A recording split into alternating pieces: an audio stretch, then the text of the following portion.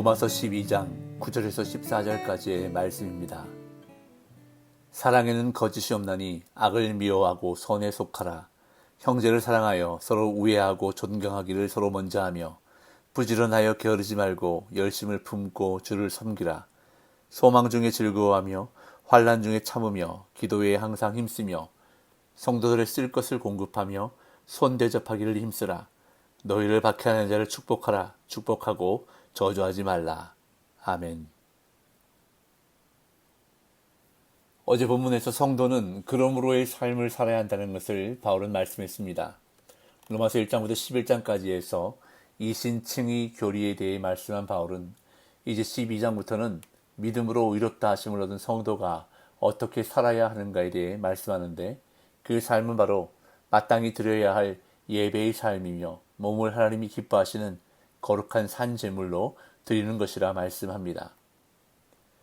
그러면서 하나님께 드려지는 제물의 조건을 구약의 제사 때 드려진 짐승의 제물에 비유하면서 제물은 반드시 죽어야 하고 또한 거룩해야 한다는 것을 말씀하면서 거룩함이란 무엇인가에 대해서 바울은 말씀하는데, 첫째로 이 세대를 본받지 말 것, 둘째로 오직 마음을 새롭게 함으로 변화를 받을 것, 셋째로 하나님의 선하시고 기뻐하시고 온전하신 뜻이 무엇인지 분별하는 것이 바로 거룩함이라는 것을 살펴보았습니다.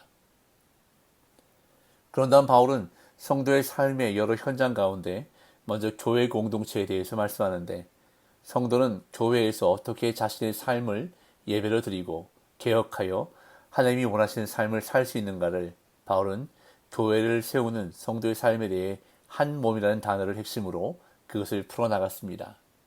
특별히 당시 로마 교회의 당면 현안이었던 유대인 신자들과 이방인 신자들 간의 갈등과 반목을 의식하면서 성도가 교회를 이루는 지체로서 한 몸을 이루는 데 필요한 마음가짐이 있다고 말씀하는데, 그것은 무엇보다도 교만한 생각을 경계해야 한다고 말씀합니다. 이어 바울은 교회 내에서 다른 은사를 가진 사람이 있음을 인정하며 각각의 은사를 따라 사역하고 섬기라고 가르치는데, 예언과 섬김과 가르침과 위로와 구제와 다스림과 긍휼 등의 은사는 모두 교회에서 꼭 필요한 것이며 다 중요한 은사들이라고 말하면서 지체들 각자에게 요구되는 삶의 태도가 있는데, 그것은 성실과 부지런함과 즐거움이라고 바울은 말씀했습니다. 그런 다음에 이제 바울은 오늘 본문에 와서 성도가 어떻게 공동체를 섬기며 믿음의 삶을 살아야 하는지를 계속 이어 설명합니다. 어제 본문에서 다양한 은사들을 소개하며 성도의 섬김과 지체됨에 대해 말했던 바울은 이제 공동체를 지탱하는 보편적인 덕목들에 대해 설명하는데, 가장 처음에 등장하는 것은 사랑입니다. 바울은 공동체가 하나 되었음을 말한 뒤 사랑을 가장 먼저 언급하고 있습니다. 9절입니다. 사랑에는 거짓이 없나니 악을 미워하고 선에 속하라. 바울은 성도의 삶의 원칙이 사랑에 있음을 말하면서 사랑의 반대가 바로 거짓과 악이라고 선언합니다. 사랑은 선에 속한다는 것입니다. 새 이스라엘인 교회 공동체에는 유대인과 이방인, 남자와 여자, 부자와 가난한 자가 아무런 차별 없이 속할 수 있어야 하는데, 구성원들이 서로의 차이점을 찾고 차별하기 시작하면서 예수님의 몸된 교회로서 하나가 되라는 명령에 순종할 수 없었을 것입니다. 실제로 초대교회에서 가장 큰 문제는 유대인과 이방인의 식문화가 다르다는 데 있었습니다. 유대인들의 입장에서 볼 때 얼마 전까지만 해도 가증하다고 여겼던 돼지고기를 먹는 이방인들과 같은 자리에 있기는 무척이나 불편했을 것이고, 이방인들의 입장에서도 그런 유대인들과 같이 있는 것이 꺼려지긴 마찬가지였을 것입니다. 이에 바울은 남에게 나타내려는 거짓되고 위선적인 사랑이 아닌 진실한 사랑을 강조합니다. 그러면서 악을 미워하고 선에 속하라고 말합니다. 여기서 미워하라는 단어는 그냥 싫어하고 미워하는 정도를 넘어 강하게 증오하고 혐오하는 것을 의미하는 단어입니다. 악한 일에 어정쩡한 태도를 취하면 우리 자신도 모르는 사이에 그 악에 물들기 마련입니다. 그래서 바울은 악을 혐오하라고 권면하는 것입니다. 아마도 바울은 악을 혐오하고 선에 속하는, 선을 고수하는 것을 사랑의 표현 방식 중에 하나로 이해한 듯합니다. 그렇다면 이 사랑은 구체적으로 어떻게 나타나야 할까요? 바울은 형제를 사랑하며 서로 따뜻하게 대하라고 말씀합니다. 10절, 11절. 형제를 사랑하여 서로 우애하고 존경하기를 서로 먼저 하며 부지런하여 게으르지 말고 열심을 품고 주를 섬기라. 교회 공동체는 하나님의 집이며 구성원들은 하나님이 아버지이신 새로운 가정의 형제 자매들입니다. 따라서 서로 사랑으로 따뜻하게 대해야 합니다. 여기서 존경하기를 서로 먼저 하라는 구절은 서로 먼저 존경하라는 의미일 수도 있고 서로 더 존경하라는 의미일 수도 있습니다.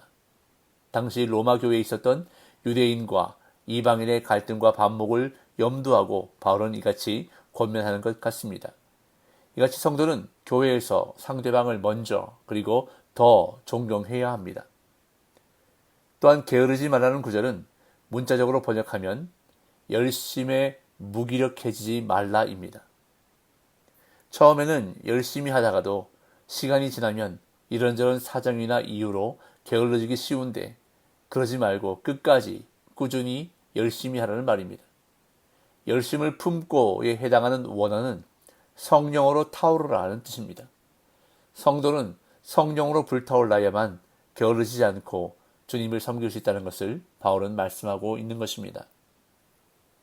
또한 성도는 소망으로 기뻐하고 환난 중에 인내하며 기도에 매진해야 한다고 말씀합니다. 12절. 소망 중에 즐거워하며 환난 중에 참으며 기도에 항상 힘쓰며. 성도는 소망 없이 인내할 수 없고 또한 기도 없이 인내할 수 없습니다. 이처럼 소망과 인내와 기도는 마치 열쇠 고리처럼 서로 연결되어 있습니다. 비록 환난과 고난의 한복판에 있더라도 장차 완성될 영광스러운 구원을 견고한 확신과 간절한 소망으로 바라보면서 기도와 인내와 기쁨으로 순종하는 삶을 살아야 하는 것입니다.